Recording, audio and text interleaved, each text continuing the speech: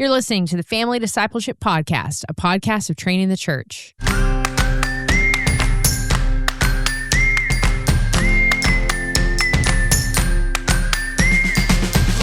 This is Adam Griffin, and I'm here with my co-hosts, Mrs. Cassie Bryant, and my wife, Mrs. Chelsea Griffin. Cassie, tell us a story about maybe a best friend or a team you've been on. I don't know much about your sports history. I know your fashion history. Do you have any things you like to do with your besties or any team that you've been on?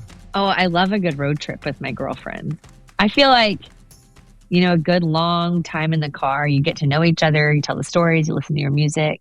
My favorite team sister duo would be the Williams sisters, the tennis players. I just think their story is amazing. And I think because I have daughters who are sisters, I want them to have strong relationships. Now, obviously, I'm assuming that Venus and Serena are also besties, but I want my girls to grow up and be a good team, If you could go on a road trip with the Williams sisters, where would you go? Oh my goodness. Wimbledon? I guess I need to learn more about tennis. I will say a really fun team story is, so my daughter plays basketball and one of her best friends is one of the best players on the team. She's like a point guard. She's so good with the ball. And that last season, so a year ago, we were just trying to get Maven to shoot the ball. We're like, just shoot the ball. But she was so afraid of missing. We're like, but you'll miss every shot you don't take. You have to shoot the ball. Wayne Gretzky. And so the second, yep. Thanks.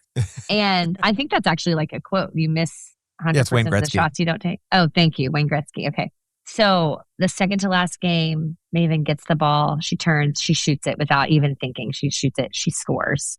And this friend of hers went and tackled her in celebration. Was so happy for her. Oh. And just to see, a good team celebrates each other's wins. It's not this competition. Yep. Maven is so, she's so quick to acknowledge her friend's strengths. And then she was really able to receive the celebration of her friend. So that was just really fun to see play out, a fifth grader's basketball journey. I love that. Yeah. A good teammate celebrates their teammates win. Yeah. What they do. Chelsea, you've been a team athlete. We're mom of teammates. You also have some great friends. Anything that sticks out as we think about, man, that's a great story or picture of a good friend? I think about Dude Perfect. I think about guys that were college buddies, hanging out, making videos, and really got to make a life of it. That's cool. When I think about my college roommates, if we had a marketable skill together, that would have been awesome. So really what I feel is jealousy, of they're living a dream. Yeah. They're living a dream. Yes. We're when my college roommates and I were packing up, graduating, we were so sad. We were not we're ready for the big new world. We were no, this college life where we live together and we have fun all the time and we do nonstop stupid stuff and it's awesome. We have a great time. If we could have continued that and just wrote it out, we would have gladly done it. And if we became millionaires along the way, we would have done that too. And so when I think of the Dude Perfect guys, I'm just look at y'all go. I'm so glad that you didn't go take a really boring job or, just do something lame. You got to keep hanging out with your buddies. So that is the dream right there, right? That's awesome. Yeah, if podcasts had been a thing, you and your college roommates probably would have started one. Yeah, and I think it would have been a good one. I think people would have wanted to listen to it, and it would have been funny, I think. Yeah, it probably would have not been as safe for child listening, probably. Yeah, they call it not suitable for work, NSFW. We're just keeping it real. Well, today I want to talk about parenting as a team. So we're talking a lot about marriage this season. We're centering all our conversations around kind of the idea that a lot of the listeners to what we're talking about leading your family spiritually are married. They have a spouse. Not everyone listening has a spouse, but sure, a lot of them. And even those who don't, I think blessed by conversations around marriage, thinking about how can a husband and wife feel like, hey, we are on the same team. We are doing this together. Chelsea, when I talk about a husband and wife as a team, what kind of things come to mind for you? You've been a coach. You see a lot of spouses. You see a lot of couples having babies together. You also minister to a lot of wives. We disciple a lot of couples. When you think about this idea, hey, husband and wife, you guys be a team, what comes to mind for you? I think about being for one another instead of against one another, which seems basic, but we hear this all the time in marriages where marriages that are not fun often have this factor where it's I'm constantly evaluating the other and grading them and always deciding too that it's a bad grade. Just the picking apart of what someone else is doing. And so I think, sometimes if Adam, if you and I were to share that, we parent as a team and we're on the same page, they might think like everything Adam says, to the kids, Chelsea's really happy about. And everything Chelsea does and says to the kids, Adam's really happy about. But I don't think that's it, right? It's being for the other and having that kind of united front, and that I can entrust our children to the Lord and I can entrust you to the Lord. And not everything you would do is what I would do. I'm still going to be supportive. I'm not going to pick you apart. I'm going to say, yeah, that's their dad and I'm their mom. And together we make up the parents. And so not assuming all the time that what the children need most is double me, and you not assuming what the children need most is double you. They get something from you that they can't get from me, and they get something from me that they can't get from you, which doesn't mean that we're always at odds or that I would ever, let the children run to me and say, Dad gave me a consequence. Isn't that mean?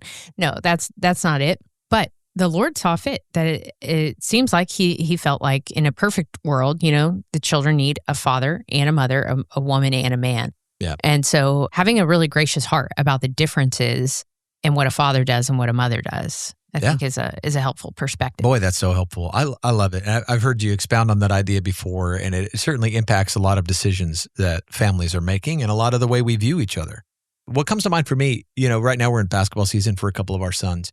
And sometimes when they're still learning basketball, that moment where there's a rebound and two players grab the ball and they are wearing the same color uniform, but they both grab the ball and neither of them let go. What does every parent yell? Same team. Same team. Same team. Same team.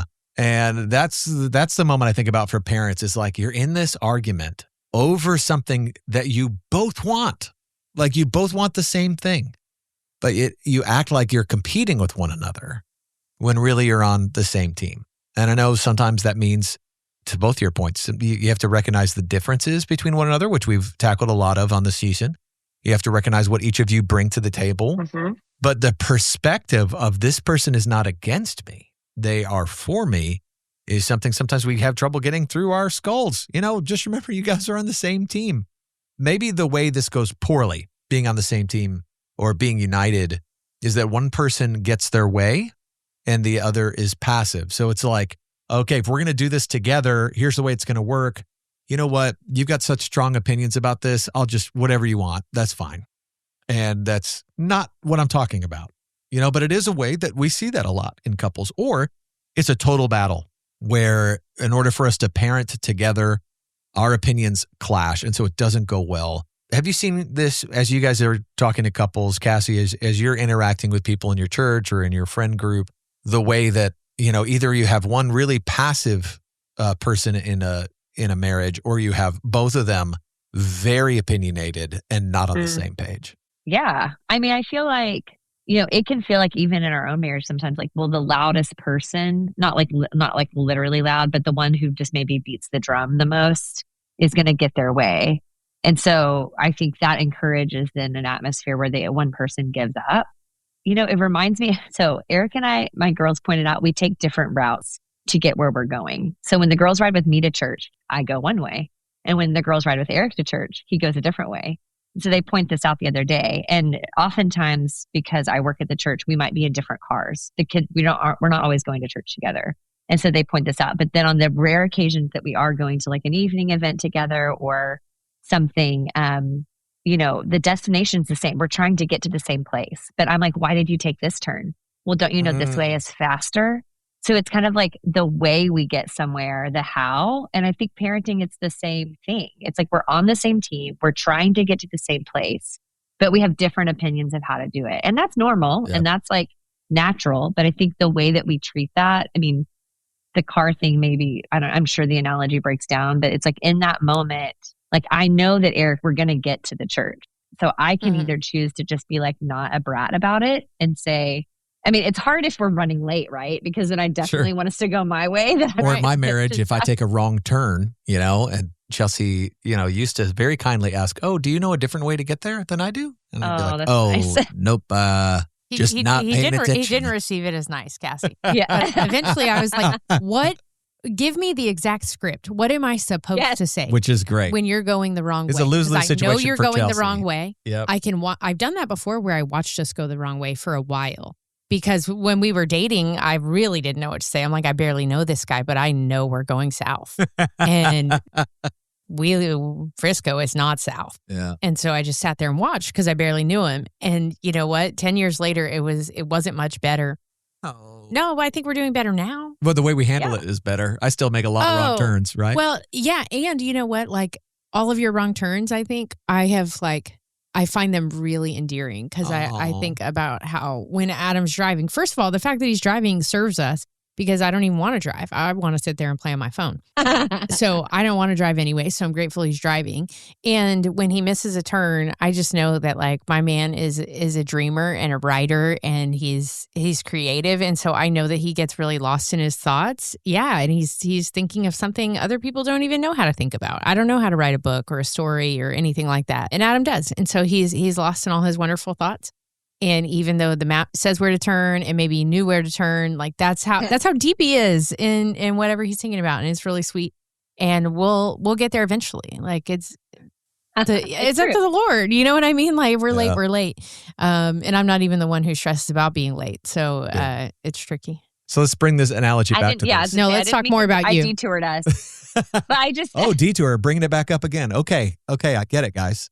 This plays out in parenting because it's like we want the same things. I can honestly say Eric and I want the same things for our girls. Like the destination is the same. We want them to love God and love others. Like that is our heart of heart. And we just don't always agree on how to do that. And I maybe come across as more rigid or wanting us to be more disciplined. And Eric's like wanting it to be maybe more casual. Or more like he really loves leveraging moments. So when we were talking about time, moments, milestones, I'm like, time is so important. And he's like, but I think moments are more important. They're going to remember the way we leverage them. And so I think that it just kind of comes down to how. And so we often will just have to remind ourselves, like, we want the same thing. We are going after the same thing. And so let's, in charity, discuss, believe the best about each other and our methods. And we're not working against each other by I'm not working against him when I make a plan for whatever, and he's not working against me when he deviates that plan. Yeah.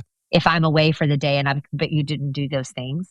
And so it's just, I think, a good reminder. We have someone we have like a space for hospitality. We have people who live with us, and there's a girl living with us last year, and she observed a conflict. It's so often we warn people when they move in, like, hey, we're pretty like we are just pretty open. We will have hard conversations out in the living room or whatever. And so I forget that's the other thing. You never remember what it's about, I feel like, but I don't even remember what it is we were arguing about. But I was walking out the door and I was like, we're on the same team, babe. Love you. And she was like, that really stuck with me because it's like, hey, as we're parting ways, remember, like we are headed in the same direction. Like we are on the same team. We want the same things. And I love you regardless of the thing that we're fighting about right now. So that blessed me. Anyway. Well, Chelsea, what do you think? So Cassie brought this up a second ago. The dynamic that some families have where it feels like one parent always gets to be the fun parent. One parent always has to be the disciplinarian, where maybe they kind of despise the role they're playing. They're on the same team.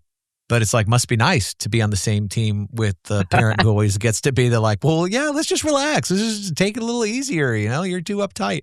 And the other parent's like, no, I feel like I'm the only one who cares about the consequences. The only one who cares about the chores getting done. The only one who cares about the homework. When you feel like the role you've fallen into on the team is not the role you wanted. Maybe even a parent might say, I feel like if I'm coaching the team and my husband is one of the players with the kids, like I'm having to play the role and it doesn't feel like we're assisting each other in coaching. It feels like I'm having to be the only one doing this. Yeah, I say loosen up. No, I'm just kidding. You're wrong. Sometimes I'm like, well, like, is the issue really the roles or is it how you feel about it? Like you're naturally the responsible one, but you wish you were the fun one. Then it's like, well, that's the issue that has to be worked through. sometimes I think, there just needs to be a little more acknowledgement and appreciation of what people bring to the table, right? Now, typically I like to think of myself as the fun one, but I think you think of yourself as the fun one a lot, right? No, definitely not. You're the fun one. Oh, okay. Oh, for sure you're the fun one. Now, Okay. I think the prophecy that came true is when our kids were little, they would laugh at things I said, and you said one day they will realize that mom is the funny one. Yeah, And they're you bring it up to this highbrow humor. My lowbrow awesome. humor, although we do have a little toilet humor still around the house that I feel like I can participate in, and some puns and some, maybe dad jokes. But by and large, dad is the downer. Dad's like, hey, we're going to bed. And you're like, hey, we're staying up all night. That's what our kids want, and that's what you provide. So, anyway, we could go into our marital issues all day if you want. But yeah, you're for sure the fun one. Okay, well, I had something to say about that, but now I can't remember what. Oh, is that you were telling me to lighten up if I remember right. Yes, definitely lighten up. But I was just gonna say it's like when the kids were really little and it was more stressful, like to be solo, and if you were out of town, I would really plan a lot to try to get all the things done that you have to do to take care of small children. And I'd feel really good if I'm like, I did it. I did all of it. I took good care of them and I fed them all and I knocked it out. But then I would realize, oh my gosh, no one has laughed or smiled in like 72 hours because dad's not here. Oh. Because dad makes things fun, especially when kids are little. Yeah, not anymore. Dad used to make things fun. Well, I just think moms are a little more serious when kids are little about all the Maybe. little kid things. And dads are fun. Dads make babies and toddlers just smile and laugh and they throw them around, they play, and they just bring so much fun. And in a moment like that, it's like when you come home, I shouldn't despise the fact that you're fun. You know what I mean? Yeah. Sometimes it's okay to embrace the role that you play, to say like, I will keep us on track and I will get us places and we will not miss the big important dates or the science project's going to get done and that kind of stuff. But like, thank God that you bring so much fun. You bring so much levity. You make the kids laugh. Like we need both. But I really think, honestly, in most marriages, like it's not really going to be one way all the time, where one person's responsible and one person's fun. Or what I think where it really goes wrong is if only one person agrees with the discipline. Yeah. And I've seen this in couples where dad gives a consequence and mom tells the kid, hey, I think that was too harsh. That's undermining. Yes, exactly right. So, I want to talk about undermining here in a second. But that's got to be a conversation between mom and dad, not between mom and the child. That's very disunifying. Yeah. Right. That's not on the same team, right? Right. You're saying like we have different strategies, but not only that, undermining is the right word. I think that is the perfect word, is when you are both the parents, but mom and dad are not only not on the same page, they're making the other person's job harder.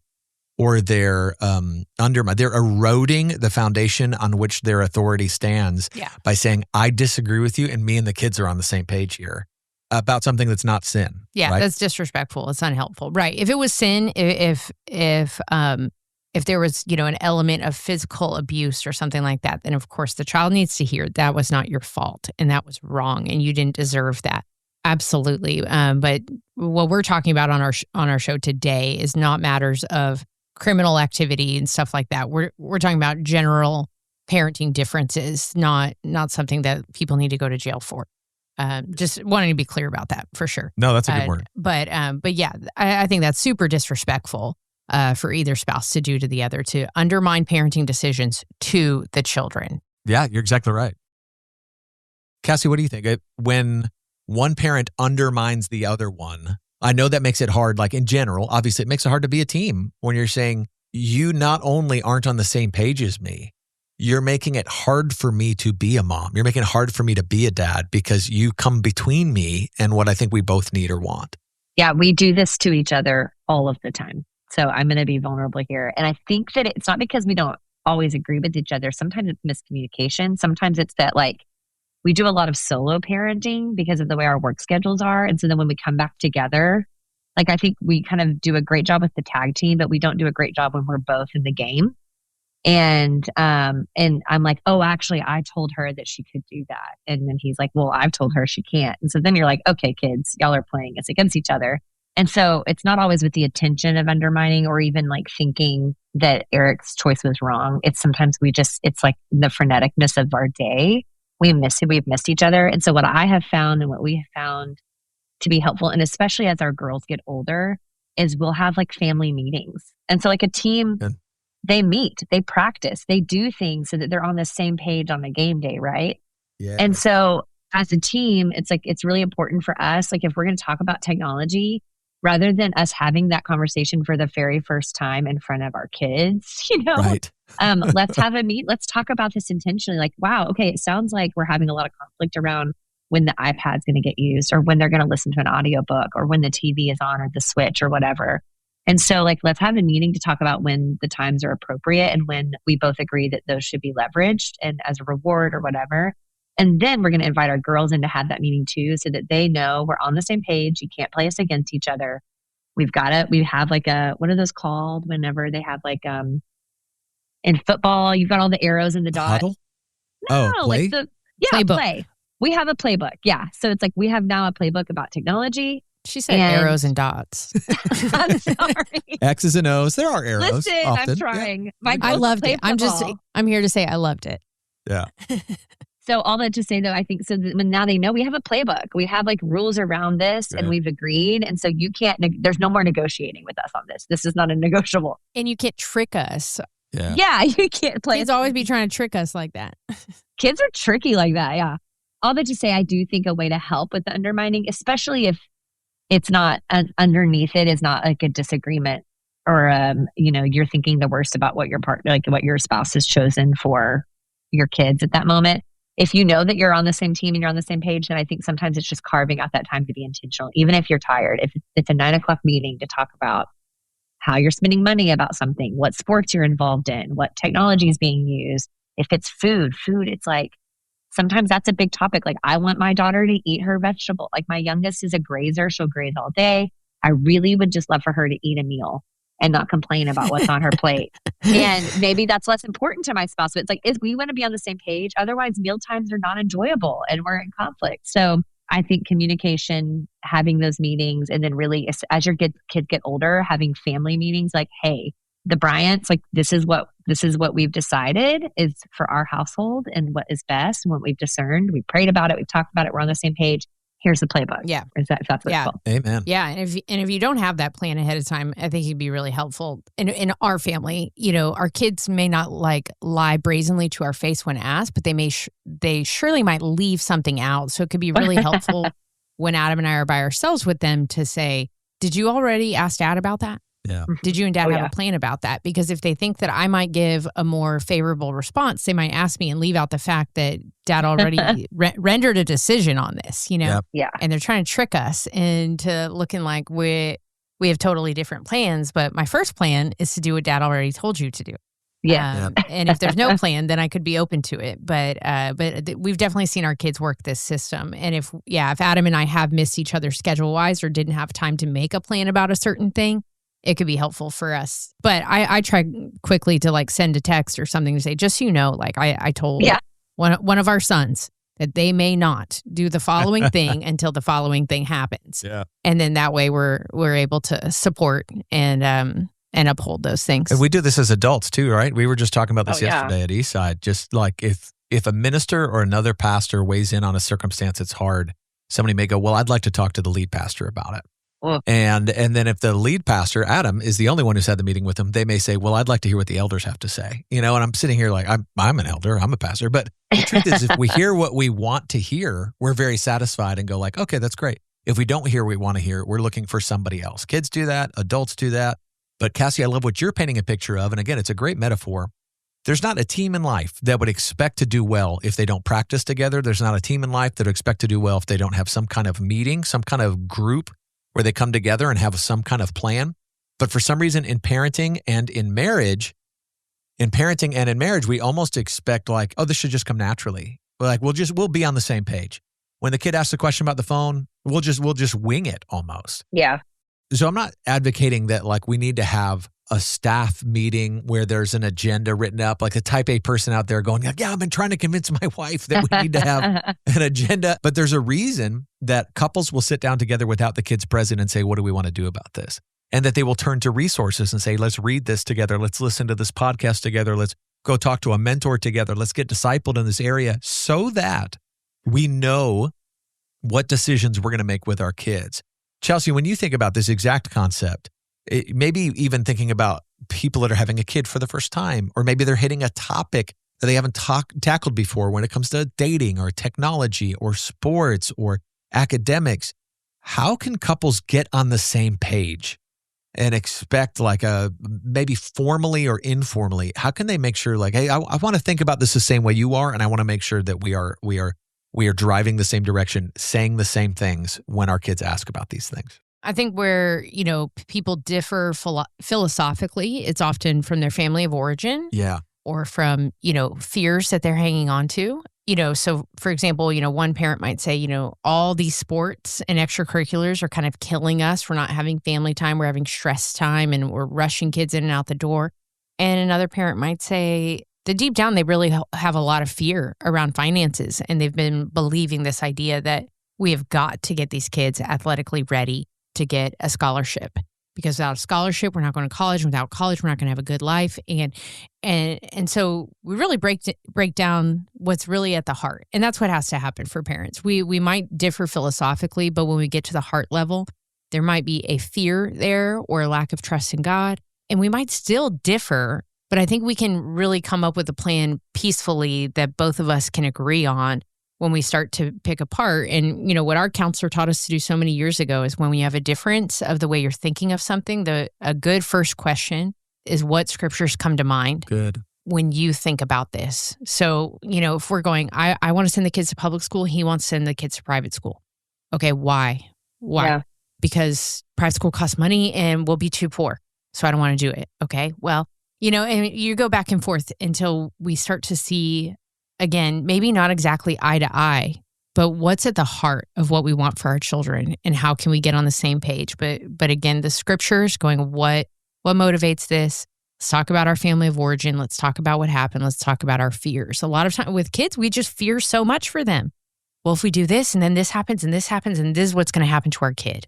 And as spouses, we've got to be safe places for each other to work out those fears and to say, okay, now let's go to God with our fears. Not minimize them, not call them stupid, not call them irrational, but let's really cast all of our anxieties on Christ. Yes. And then if we say, what if we took away the fear that we have, then what would be the good and right choice? And try to get to a place where we can support one another. It might not look exactly the same for mom and for dad, but how can we support one another based on what the scripture is calling us to do? That's so good. That's so helpful, Chelsea. Now, I know a lot of couples here, the temptation is sometimes to divide labor. And I do believe like a division of labor can be helpful for a couple to say, why don't you handle this and I'll handle this?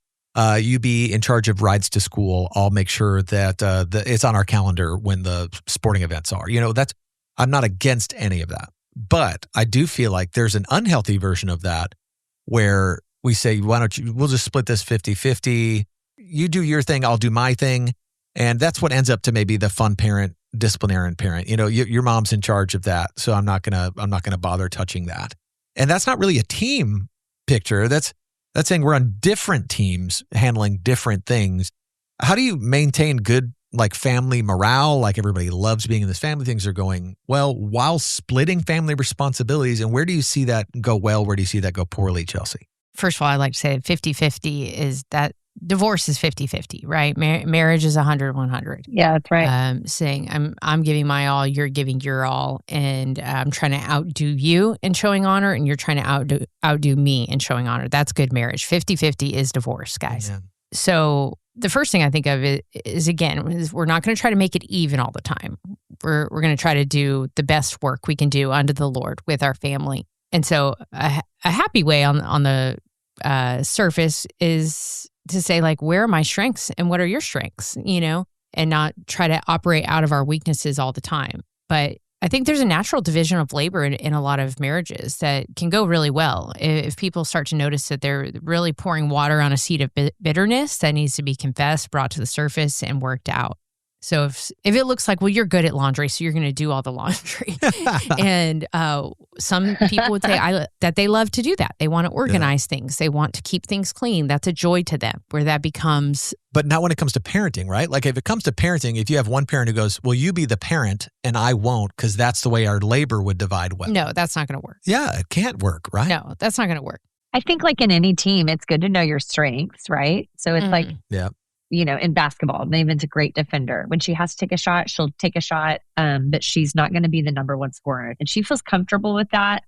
And we've worked with her, but then you've got she knows her role is kind of what I'm saying. But she is 100% for her team, on her team, part of her team, seeking to support the other teammates. And when she does have to move from like a defensive mindset to offensive, like she's willing and capable of doing that. And some of that is because she's been trained and like has learned how to do that. But all that to say, I think that it's like there's the knowing your strength. And we talked about this even in our, comparing my weaknesses or my strengths against Eric's weaknesses or kind of that. But it's like we're both thinking about and doing what's best for our girls all the time and for one another, even what Chelsea just said, like we're 100% in. And I think that when we become 100% about ourselves is when we start to like tally the things that we're doing. And I'm so guilty of this because again, like I will say, like I felt like I'm cursed with higher capacity. It's like I'm cursed with being good at poor thing. I know, poor me. I'm cursed with only needing 6 to 7 hours. You're just so productive and effective. Oh hard. Just somebody pat me on the back. No, but it's like that's not a helpful way for us to pursue what God has for our family. If you think about it, that doesn't do anybody good. And I don't want my daughters to see me that way and my pride. Like that's not helpful. Well, think about the detriment. Chelsea, if only one parent is the spiritual leader in the family and the other one is totally like, well, that's your strength. I'm not going to be involved in that. What's the detriment there? The detriment is the children not being ministered to by one of their parents. Because again, like I was saying, it seems apparent in God's design that they need both. Yeah. So they need my spiritual encouragement and yours. They need to see what it looks like to be a godly woman and what it looks like to be a godly man. That's right. They need to hear my prayers over them and they need to hear your prayers over them. All of this is needed. Our children just need it. They're missing out if they're not getting both. But I think a godly husband or wife, when it comes to like parenting as a team, and like we just said, instead of counting up all the things I'm doing and all the things you're not, I think you get up and you say, what can I contribute today? What good work do I produce for my family?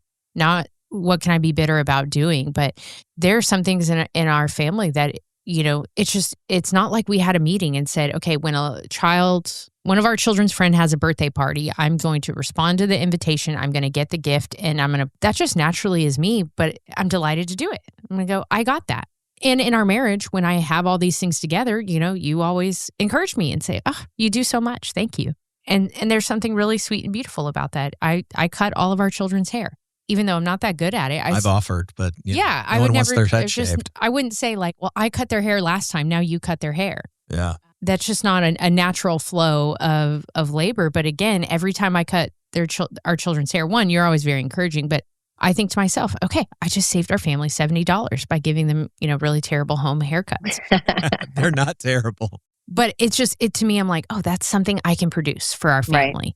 And not easy, but a good work I can do for our family when I plan family meals and have a plan for us to have something to eat. Yeah. I think it serves our family. And so I'm excited to do it. I don't like to cook. I'd rather eat McDonald's, honestly, which is not good food, but I'd still rather eat it than cook. But I make a plan because I think it serves our family. And there's a productivity to me that feels good because I ask myself, what can I do for our family? We think about the way we plan Christmas gifts and different stuff like that. We just have different skills, but it is important, I think, to acknowledge the other spouse's skills and contributions, and that creates a really healthy circulation of affirmation and acknowledgement of going, I see what you do and you see what I do, and man, high five. We're cranking this thing out. Yeah, and I think a lot of what we're talking about today is presuming again, like in health, that you guys can get on the same page if you meet. Presuming again in health that someone will take care of it and there won't be resentment. But Cassie, help me think through the marriage that's not doing well. They want to parent as a team, but they do not agree on what to do. So maybe they do sit down. They have kind of the marriage meeting. They have the meeting of the minds and they say, I think we should do this. And the spouse says, I disagree. How can they move forward? How can they come to, I don't want to just say like, let's compromise. We both lose. Or, because he's the guy, he gets whatever he wants because he'll just say, you just be more submissive and I'm the husband here. So you got to do what I say. Or, hey, I'm the one who parents more. The mom just says, hey, I'm with them all the time. Trust me, this is what we need to do. and disrespectfully says, I don't care what you think, or you're not going to be here. I'm not going to, help me think through the couple that's really struggling and saying, hey, I'd love to be a team. We do not see things the same way. What do you say? Well, first, I say that oftentimes we put more weight on our decisions and how we think that's going to affect our children than God's sovereign plan for our family and for our children. And so, and I don't want to dismiss the big decisions that we make. We make little decisions and big decisions for our kids every day. But the fact that you care, that you're involved, that you're present, that's 90% of the gig, right? Is that we're, fighting for our marriages, that we're present with our children. And so I just know that I can become consumed with decisions about do I let my daughter do 2 activities next fall because she really wants to do 2? And how will that affect her long term? And how will that affect our family? And we're a 1 activity kind of family. And I'll get in my head, and all that to say, I'm if I would submit that to the Lord and trust, A, He will sustain us in a hard season if we're going to agree to have a challenging season, or B, it's going to be fine if she misses out on one thing. I think it's just remembering that these mountains we build up in our minds aren't really the mountains that we make them out to be. And God's sovereign plan for our children, whether it's public school or private school, or this activity versus this activity. And we can rest in that if our spouse gets their way, quote unquote. Does that make sense? Yeah. So the compromise, all that, it makes it easier to compromise when you really do trust God. Yeah. And you can Amen. say I trust that my spouse wants what's best. And we might disagree about what's best, but for me to say my opinion or preference is more important is kind of me playing. It's that pride of well, I'm God, I know better. It's my perfect plan for my children that needs to be executed, not your perfect plan. And that just doesn't do anybody any good. And so that's one thing I would say. Sorry, that's a long way of saying we sometimes give too much weight to the decisions that we're making and aren't willing to submit to God's plan. The second thing I would say is what helps us is having other sets of eyes on the decisions that we're making. We don't make decisions in isolation. And we do our best, not only our community group, we have a couple other couples that we talk to and we try to decide things together. We really enjoy bringing before other people, will you help us with this? Will you help us see the other's perspective? Will you help me see what I'm missing or where I may be blindsided? And then having an older couple who has so much perspective, they're the ones that will come in and say, hey, you're overthinking this. Hey, don't forget, God is so good. He loves your kids more than you do, all of that. And so I think having an older couple that you trust speak in is a huge step in the right direction. And then having a community of believers who really know you and know the heart of your spouse that can help you navigate those decisions would be my 2 things. That's good. Yeah, I think a couple things to maybe summarize what we've talked about today. If there is disunity in the home, that's worth addressing, and worth addressing with, gentleness and selflessness. And yet it's not something that we should ignore. We don't like it when the kids are in the middle in that disunity, where you're having the argument where you're dragging the kids to your team or their team with the kids present. That is just never healthy and does not go well. It is not fair to your children. To make them kind of almost, Chelsea kind of said, in divorce, you might make a kid choose which parent, depending on their age. Say, which parent are you going with? That is not fair to do in an argument or a conflict. That it is idleness or lazy or abdication of duty to say, why don't you just take care of that when it's something the Lord has called you to? And at the same time, there is a healthy and godly division of labor around many things. But when it comes to parenting, we don't get to go, she's going to parent the kids. I'll go work to provide for the family and call that love. There's a need for mom and dad to be engaged. And where spiritual leadership is absent from even just one parent, it's a problem. And we don't get to say, well, that's their role, not mine. The similar when it comes to discipline or when it comes to enjoying things, we can be grateful for the differences in the other spouse to say, man, I really needed to lighten up. I'm so glad I married the person I did. Or I really need to have a plan. And if we didn't have a plan, then nothing would have happened. I'm so glad I married the man or woman I did. Those things are blessings to us. But what we really want is unity. Unity starts not with a plan that we both agree on. Unity starts with the perspective that says we're both on the same team who want the same thing. And if we can get there, then let's draw up the playbook. How do we want this to work out? And inviting our church and our community into helping us where we don't see things the same way, getting good counsel and understanding where are our decisions rooted in Scripture, that's going to be a blessing to our kids as well as us. So I'm grateful for this conversation. Cassie, Chelsea, thank you. Grateful to be on the same team, Family Discipleship Podcast team. Amen. Team Griffin over here. Man, I'm just grateful for you guys. So I hope this blessed a lot of families. And man, I certainly felt blessed by it. Well, thanks for listening, friends. If you think it's as important as we do to disciple our families, please help us out by giving us a great review wherever you listen to podcasts. Visit one of our sponsors and share this episode with one of your friends. And if you want to keep up with us or join the conversation, you can find us at familydiscipleship.com or follow the Family Discipleship Podcast on Instagram and Facebook. And we love you, listeners, and we'll be back next week with another episode about marriage. So we'll see you then.